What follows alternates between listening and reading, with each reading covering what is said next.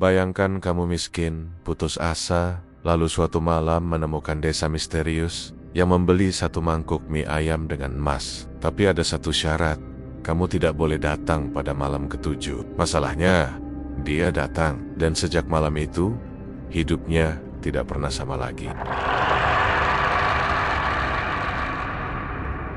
Nama lelaki itu Darto. Orang-orang di kampung mengenalnya sebagai penjual mie ayam keliling yang wajahnya selalu terlihat capek, tapi jarang mengeluh terang-terangan. Setiap pagi buta, sebelum matahari benar-benar naik, Darto sudah mendorong gerobak tuanya keluar dari rumah kayu kecil yang lantainya berdecit saat diinjak. Rodanya sering macet, sampai-sampai dia harus menendang sedikit supaya bisa jalan lagi. Bel kecil di gagang gerobak sudah sumbang, bunyinya cempreng, dan kadang malah bikin orang nengok sambil mengernyit. Tapi dari gerobak itulah hidup Darto bergantung. Dari situ pula, dia membayar beras, beli minyak goreng, dan sekadar beli susu murah buat anaknya yang masih kecil. Istrinya sering membantu menyiapkan bahan sejak subuh. Sementara Darto meracik kuah dengan perasaan campur aduk antara harapan dan cemas. Kalau hari itu ramai, mereka bisa tersenyum sedikit. Kalau sepi, malamnya pasti sunyi dan berat. Hidup Darto nggak pernah benar-benar enak. Utang kecil-kecilan di warung numpuk tanpa terasa. Harga ayam naik, harga mie naik, tapi pembeli tetap not. Kadang satu hari keliling dari kampung ke kampung, mie ayamnya masih setengah panci. Dia pulang dengan pundak turun dan langkah berat, merasa gagal sebagai kepala keluarga. Malam-malamnya hampir selalu sama. Darto duduk di teras rumah, lampu bohlam kuning menggantung redup, asap rokok mengepul pelan. Dia menatap gelap sambil mikir, besok harus gimana? Anaknya sudah tidur di dalam istrinya pura-pura sibuk biar nggak kelihatan cemas. Di kepala Darto cuma ada satu pertanyaan yang muter terus. Sampai kapan hidup begini? Sampai suatu sore, saat Darto mangkal agak lama di ujung kampung seberang, datang seorang pelanggan tua. Rambutnya putih, kulitnya keriput, dan matanya tajam tapi tenang. Orang tua itu makan mie ayam dengan pelan, lalu sambil mengelap mulut, nyeletuk santai seolah cuma basi-basi. Kalau mau cepat sampai kampung seberang, lewat aja jalan hutan, potongannya jauh. Darto sempat berhenti mengaduk kuah, tangannya kaku beberapa detik. Dia tahu jalan itu. Semua orang tahu, jalan pintas yang memotong hutan, lebat, gelap, dan jarang dilewati. Jalan yang sejak kecil selalu diceritakan orang tua sebagai tempat yang gak boleh dilanggar. Apalagi setelah matahari tenggelam, hutan yang orang-orang kampung sebut hutan pantang, dilintasi malam hari. Darto cuma nyengir kecil. Lewat situ serem pak, jawabnya singkat. Orang tua itu cuma tersenyum tipis. Senyum yang anehnya bikin Darto gak nyaman. Setelah itu, dia pergi tanpa bilang apa-apa lagi. Malam itu, dagangan Darto masih banyak sisa. Jam sudah lewat 10. Kalau muter jalan biasa, dia bakal sampai rumah hampir tengah malam. Itu pun belum tentu dagangannya habis. Di kepalanya, suara pelanggan tua itu terngiang lagi. Jalan pintas, lebih cepat, lebih singkat, dan malam itu, keputusasaan lebih keras. Dari rasa takut, jam hampir menunjukkan pukul 11 malam saat Darto berdiri di depan mulut jalan setapak yang mengarah ke hutan. Angin malam dingin menusuk, membawa bau tanah basah dan daun busuk. Darto menarik napas panjang, menelan ludah, lalu mendorong gerobaknya masuk. Pohon-pohon tinggi berdiri rapat, seperti dinding hidup yang menutup langit. Udara lembab menempel di kulit, bikin punggungnya lengket oleh keringat. Suara serangga terdengar terlalu ramai, saling bersahutan, ritmenya gak beraturan. Kadang terdengar seperti bisikan, kadang seperti tawa kecil yang cepat menghilang. Awalnya jalan masih jelas, tanahnya padat, bekas roda lama masih kelihatan. Darto berjalan pelan, fokus ke depan, berusaha gak mikir yang aneh-aneh. Siapa nih? Ranting patah bikin jantungnya loncat, tapi dia terus melangkah. Beberapa menit kemudian, jalan mulai bercabang. Kabut tipis turun entah dari mana, menyelimuti kaki-kaki pohon. Darto berhenti, menoleh ke kanan dan kiri. Jalan yang tadi dia lewati seolah menghilang, tertelan gelap. Saat itulah dia sadar, dia tersesat. Keringat dingin mengalir di pelipisnya. Darto memanggil pelan, berharap ada suara manusia, tapi yang menjawab cuma gema napasnya sendiri. Dia melangkah asal, berharap menemukan jalan keluar. Sampai akhirnya kabut di depannya menipis. Di balik kabut itu, muncul sesuatu yang bikin Darto berhenti melangkah. Sebuah desa, rumah-rumahnya berdiri rapi, berjajar lurus, halamannya bersih, nyaris tanpa daun gugur. Lampu-lampu rumah memancarkan cahaya kekuningan yang hangat. Gak ada suara anjing menggonggong, gak ada suara TV, gak ada orang berisik. Sunyi, tapi terasa hidup. Di pintu masuk desa, ada papan kayu tua dengan tulisan yang masih jelas. Selamat datang di Desa Lembah Wangi. Darto berdiri terpaku, dadanya berdebar antara lega dan bingung. Desa ini gak pernah dia dengar sebelumnya, tapi kaki dan badannya terasa terlalu capek untuk mikir panjang. Belum sempat Darto muter balik, pintu-pintu rumah terbuka satu persatu. Warga desa keluar perlahan. Wajah mereka bersih, pakaiannya rapi, senyum mereka lebar, terlalu lebar. Mata mereka menatap Darto tanpa berkedip. "Pak, jual mie ayam ya?" "Wah, kami lapar sekali." Suara mereka ramah, tapi datar. Seperti diucapkan tanpa perasaan. Darto refleks menyalakan kompor kecil di gerobaknya. Tangannya bergerak sendiri, menuang mie, kuah, topping ayam. Aneh tapi nyata. Warga desa mengerumuni gerobak itu. Semak demi semangkuk habis terjual. Dalam hitungan menit, panci Darto kosong.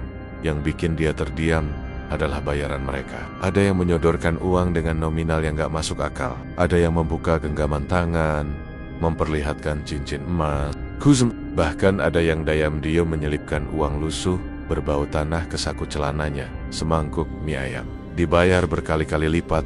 Darto menerima semuanya dengan tangan gemetar. Dadanya penuh, matanya panas. Ini lebih dari yang pernah dia dapatkan. Sebulan penuh. Saat dia meninggalkan desa itu, kabut kembali menutup jalan. Tapi kali ini, dia nggak peduli. Darto pulang malam itu dengan langkah ringan dan tangan gemetar, bukan karena takut, tapi karena terlalu senang. Di kepalanya cuma ada satu pikiran. Mungkin, akhirnya, nasibnya berubah. Sejak malam itu, Darto kembali lagi. Awalnya dia bilang ke dirinya sendiri, cuma mau memastikan kalau kejadian semalam bukan mimpi. Memastikan kalau Desa Lembah Wangi itu nyata. Maka malam berikutnya, saat langit mulai gelap dan istrinya sudah masuk kamar, Darto mendorong gerobaknya lagi ke arah hutan. Langkahnya kali ini lebih mantap, meski jantungnya tetap berdegup kencang. Anehnya, jalan setapak yang kemarin terasa membingungkan, kini seolah mengenalinya. Kabut memang tetap turun. Suara serangga masih ramai. Tapi kaki Darto seperti dituntun. Tanpa tersesat, tanpa ragu, dia sampai lagi di desa itu. Lampu lampion menyala, seperti menyambut. Warga desa keluar dengan senyum yang sama. Dagangannya kembali habis, uangnya kembali berlipat. Darto pulang dengan kepala penuh hitung-hitungan. Malam ketiga, dia datang lagi. Kali ini bukan sekadar memastikan, kali ini dia berharap. Dan harapan itu langsung dijawab, bahkan lebih gila dari sebelumnya. Ada warga yang membayar semangkuk mie ayam dengan gelang emas kecil. Ada yang menaruh uang sampai menggunung di laci gerobaknya. Darto mulai percaya, ini bukan kebetulan, ini rezeki. Malam keempat, kelima, keenam, selalu lewat hutan, di Desa Lembah Wangi, dan selalu, istrinya mulai sering terdiam saat bicara. Darto pulang membawa uang banyak. Tapi wajahnya bukan wajah lelaki yang bahagia. Rahangnya mengeras, sorot matanya cepat naik emosi. Kalau masakan terasa sedikit asin, dia mengomel. Kalau anaknya berisik, dia membentak. "Bapak capek nyari duit," katanya ketus. Padahal belum tentu istrinya menuntut apa-apa. Anaknya yang dulu sering dia gendong sekarang cuma berani melirik dari jauh. Gerobak mie ayam yang dulu dianggap teman, kini jadi benda yang nggak boleh disentuh. Sekali anaknya mendekat, suara Darto langsung meninggi. Padahal dulu, Darto orangnya sabar. Padahal dulu, dia selalu bilang, yang penting cukup dan bareng-bareng. Uang mengalir deras, tapi rumah terasa semakin dingin. Di balik semua itu, ada rasa nggak enak yang pelen-pelen tumbuh di dada Darto. Rasa yang muncul tiap kali dia mengingat cara warga desa makan mie ayamnya. Atau lebih tepatnya, cara mereka tidak memakannya. Darto mulai memperhatikan detail-detail kecil. Sesuatu yang sebelumnya tertutup oleh euforia. Penduduk desa Lembah Wangi selalu terlihat lapar. Mereka selalu bilang lapar, tapi tak satu pun dari mereka benar-benar menyuapkan mie ke mulut. Mereka cuma menatap mangkuk, mengaduk perlahan dengan sumpit, menghirup uap kuahnya seperti menikmati aroma, lalu tersenyum puas, seolah sudah kenyang. Dan mangkuk-mangkuk itu selalu kembali bersih. Bukan karena dimakan, tapi seperti isinya menghilang sendiri. Darto pernah mengintip diam-diam. Dia yakin mie itu masih ada saat dihidangkan. Tapi beberapa detik kemudian, kosong. Yang lebih bikin merinding adalah mata mereka. Kosong. Bukan tatapan orang hidup, nggak ada pantulan api. Nggak ada kedipan alami tatapan yang seperti cangkang. Tapi setiap kali pikiran itu muncul, Darto menepisnya. Dia menghibur diri. Mungkin adat mereka memang begitu. Mungkin orang kota saja yang kebanyakan curiga. Lagi pula, siapa peduli? Yang penting uangnya nyata, berat, bisa dipegang, malam. Keenam terasa berbeda sejak awal. Udara di hutan lebih dingin. Suara serangga seperti terpotong-potong. Kabut turun lebih tebal dari biasanya. Darto sempat berhenti beberapa kali karena merasa seperti ada yang mengikutinya. Tapi setiap kali dia menoleh, cuma ada batang pohon dan bayangan. Saat tiba di desa Lembah Wangi, warga tetap menyambut, tapi senyum mereka terlihat kaku. Terlalu dipaksakan, gerakan mereka lebih lambat, seperti boneka yang digerakkan tali tak. Kasat mata, Darto menjual dagangannya. Seperti biasa, uang kembali mengalir. Tapi malam itu, perutnya terasa melilit. Bukan lapar, lebih seperti ada sesuatu yang salah, tapi dia nggak bisa menyebutkannya. Saat semua mangkuk sudah dikembalikan dan warga mulai masuk rumah, Darto bersiap mendorong gerobaknya pergi. Baru beberapa langkah, sebuah tangan menarik lengannya. Pegangannya dingin, terlalu dingin untuk tangan manusia. Darto menoleh. Seorang nenek tua berdiri di belakangnya. Tubuhnya bungkuk, rambutnya putih kusam, kulitnya keriput seperti kertas tua yang diremas. Matanya sayu, tapi ada ketakutan yang jelas di sana. Dan bergetar, Darto refleks menarik lengannya, tapi pegangan nenek itu kuat. Jari-jarinya kurus, tulangnya menonjol. Jangan datang lagi malam ketujuh. Darto mengger niat, nafasnya tercekat. Maksudnya apa, Nek? Tanyanya, berusaha terdengar biasa. Nenek itu menoleh ke kiri dan kanan, memastikan tak ada yang mendengar. Desa terasa lebih sunyi dari sebelumnya. Bahkan suara serangga pun seperti lenyap. Mereka bukan manusia, katanya lirih. Kata itu jatuh seperti batu di dada Darto.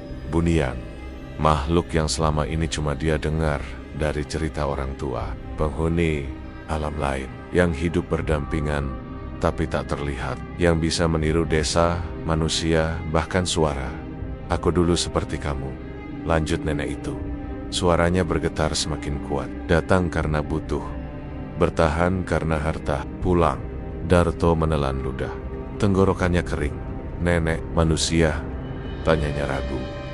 Nenek itu tersenyum pahit, senyum yang penuh penyesalan. Tubuhku sudah bukan milikku. Jiwaku terikat di sini. Tangannya gemetar saat menunjuk dada. Darto, mereka memberi kekayaan bukan karena baik, tapi supaya kamu betah, supaya kamu lupa dunia asalmu. Malam ketujuh adalah malam pengikatan. Napas Darto tersengal. Kalau aku datang, kamu gak akan pulang, potong nenek itu cepat. Kamu akan jadi seperti kami, tersenyum, melayani, menunggu orang lain tersesat. Darto merasakan dingin menjalar dari leher sampai punggung. Dia ingin percaya, tapi pikirannya melawan. Uang, emas, rumah yang lebih layak, masa depan anaknya. Pergilah sekarang, bisik nenek itu. Dan jangan menoleh. Darto mengangguk pelan. Tubuhnya bergerak tanpa sadar. Dia mendorong gerobaknya, meninggalkan desa yang tiba-tiba terasa asing. Saat melangkah ke hutan, dia berani menoleh sekali. Nenek itu masih berdiri di tempatnya, tapi wajahnya berubah. Senyumnya memudar, matanya kosong seperti warga lain. Sepanjang jalan pulang, kepala Darto penuh suara. Peringatan nenek itu berulang-ulang. Tapi bersamaan dengan itu, bayangan uang dan emas ikut muncul. Dia menghitung dalam keep. 6 malam saja sudah cukup buat menutup utang. Kalau 7 malam, mungkin hidupnya benar-benar berubah. Di rumah, Darto duduk lama di teras. Uang dan perhiasan dia keluarkan satu persatu. Kilau emas memantul di cahaya lampu. Tangannya gemetar. Lagi, kali ini bukan karena takut. Sekali lagi, gumamnya pelan. Cuma sekali lagi. Di dalam kamar, istrinya terbangun dan menatapnya dengan cemas. "Kau belum tidur?" tanyanya. Darto cuma menggeleng. "Besok bapak mau keluar lagi," katanya singkat. Istrinya terdiam. Ada firasat buruk di dadanya. Tapi dia tak berani bertanya. Malam itu, Darto berbaring dengan mata terbuka. Peringatan nenek itu terus muncul, tapi perlahan tenggelam oleh satu pikiran yang lebih kuat. Kalau dia datang sekali lagi, dia bisa kaya seumur hidup. Dan di luar rumah, hutan, dia menunggu. Malam ketujuh datang tanpa tanda apapun. Tapi entah kenapa, sejak sore hari, dada Darto sudah terasa sesak. Langit gelap lebih cepat dari biasanya. Awan hitam menggantung rendah seolah menekan bumi. Angin bertiup pelan, tapi dinginnya menembus. Istrinya sempat memandang Darto lama saat dia bersiap mendorong gerobak, seakan ingin mengatakan sesuatu, tapi akhirnya cuma diam. Darto sendiri menghindari tatapan itu. Kalau dia berhenti sekarang, semua yang sudah dia lakukan terasa. Sial, pikiran itu terus menguatkan langkahnya. Hutan menyambut dengan keheningan yang aneh. Suara serangga hampir tak terdengar. Daun-daun di atas kepala tidak bergerak meski angin terasa dingin. Jalan setapak yang biasanya dikenali kaki Darto kini terasa asing. Setiap langkah seolah menjauhkan dia dari dunia yang dia kenal. Kabut lebih tebal menutup jarak pandang. Darto merasa seperti berjalan di lorong panjang yang tak berujung. Langit hitam pekat. Hutan terasa lebih dingin. Jalan setapak seolah memanjang tanpa ujung. Saat akhirnya cahaya kekuningan muncul di kejauhan, jantung Darto berdetak lebih cepat. Tapi bukan lega yang dia rasakan. Ada firasat buruk yang menempel seperti bayangan. Ketika dia benar-benar sampai di desa Lembah Wangi, nafasnya tertahan. Desa itu berubah. Lampu-lampu rumah tidak lagi terang. Cahayanya redup dan bergetar, seperti hampir padam. Dinding rumah yang dulu bersih kini terlihat retak-retak. Kayunya lapuk, catnya mengelupas. Jalanan yang dulu rapi sekarang penuh bercak gelap, seperti bekas tumpahan sesuatu. Udara berbau anyir, menusuk hidung, membuat perut mual. Darto berhenti. Tangannya mencengkeram gagang gerobak kuat-kuat. Pintu-pintu rumah terbuka perlahan. Warga desa keluar satu persatu, tapi mereka bukan lagi sosok ramah yang dia kenal. Senyum mereka hilang, wajah mereka kosong. Tubuh mereka bergerak kaku, seperti sendi-sendi yang dipaksa bekerja. Ada yang melangkah dengan kaki menyeret. Ada yang berdiri terlalu tegak dengan kepala miring tak wajar. Leher mereka berputar dengan bunyi halus yang membuat bulu kuduk Darto berdiri. Mata mereka hitam pekat, tanpa bola mata, tanpa putih, seperti lubang kosong yang menelan cahaya. Darto mundur selangkah. Dari mulut mereka keluar suara serempak, datar, tanpa bibir benar-benar bergerak. "Sudah waktunya, tinggal bersama kami." Swat itu bergema di kepala Darto, bukan di telinganya. Lututnya lemas, tubuhnya gemetar. Semua peringatan yang selama ini dia abaikan sekarang datang bersamaan, menghantam tanpa ampun. Darto berbalik dan lari. Gerobaknya dia dorong sekuat tenaga, tapi beratnya terasa berlipat ganda. Uang dan emas di dalamnya seolah menahan roda agar tak dari belokeng. Terdengar langkah-langkah kaku mengejar. Bukan suara lari, tapi gesekan, retakan, seperti tulang yang dipaksa bergerak. "Jangan pergi. Di sini kamu bahagia. Di sini kamu kaya." Suara-suara itu saling tumpang tindih, membuat kepala Darto hampir pecah. Nafasnya tersengal. Keringat dingin mengalir deras. Dia tersandung, hampir jatuh, tapi masih berusaha bangkit sambil menarik gerobak di ujung desa. Tepat sebelum jalan masuk ke hutan, seseorang berdiri menghalangi. Nenek tua itu, wajahnya pucat, lebih pucat dari sebelumnya. Matanya basah, penuh kepanikan. "Lepaskan semuanya!" teriaknya dengan suara yang nyaris pecah. "Atau kamu jadi milik mereka." Darto berhenti. Dadanya naik turun. Di belakangnya, warga desa makin dekat. bau anyir makin kuat. Tangannya bergetar saat menatap gerobak di sampingnya. Gerobak yang berisi hasil 6 malam, uang, emas, semua yang selama ini dia kejar. Kalau aku lepaskan, aku jadi apa? Teriak Darto putus asa. Nenek itu menggeleng keras. Kamu jadi manusia lagi! Teriak dan bisikan dari warga desa berubah menjadi raungan rendah. Bayangan mereka memanjang di tanah, merayap mendekati kaki Darto. Sesuatu di dalam dada Darto runtuh. Dia sadar tak ada jalan tengah. Dengan suara parau, Darto berteriak sekuat tenaga. Dia mendorong gerobak itu menjauh dari dirinya, melepaskan pegangan yang selama ini jadi tumpuan hidupnya. Sekejap, semua harta di dalamnya berubah.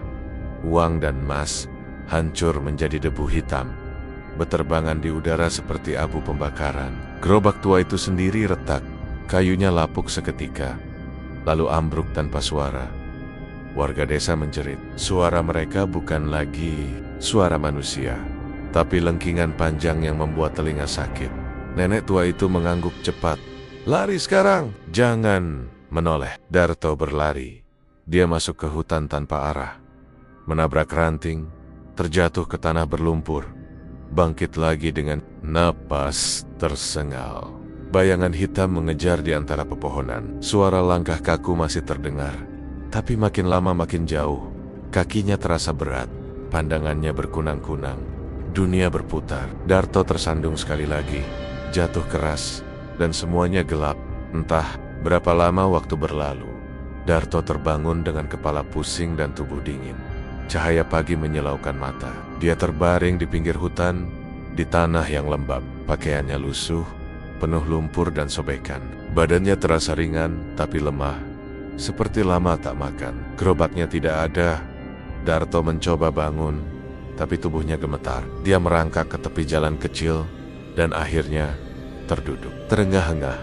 Tak lama kemudian, suara orang-orang terdengar. Beberapa warga kampung datang menghampiri. Begitu melihat Darto, mereka terperanjat. Ada yang mundur, ada yang berteriak memanggil yang lain.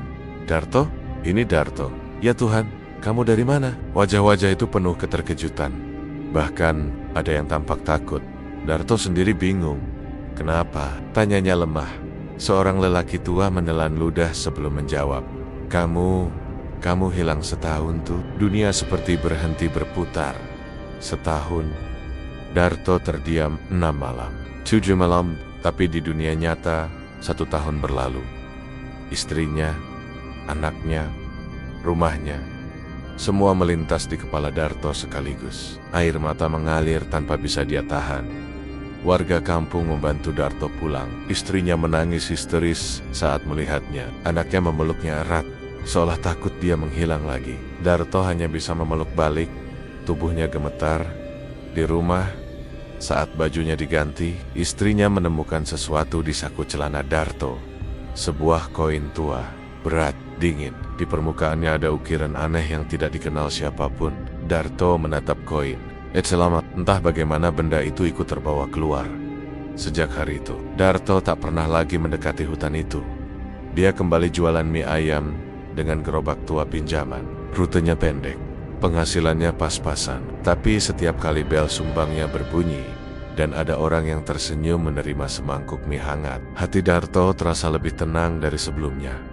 Dia nggak kaya, tapi dia pulang tiap malam. Dia bersama keluarga. Dia bisa tidur tanpa mimpi buruk. Darto sadar, rezeki yang datang terlalu mudah, selalu minta bayaran mahal. Kadang bayaran itu bukan uang, tapi waktu, jiwa, bahkan diri sendiri. Dan hutan itu masih ada, diam, gelap, menunggu orang-orang yang lupa diri,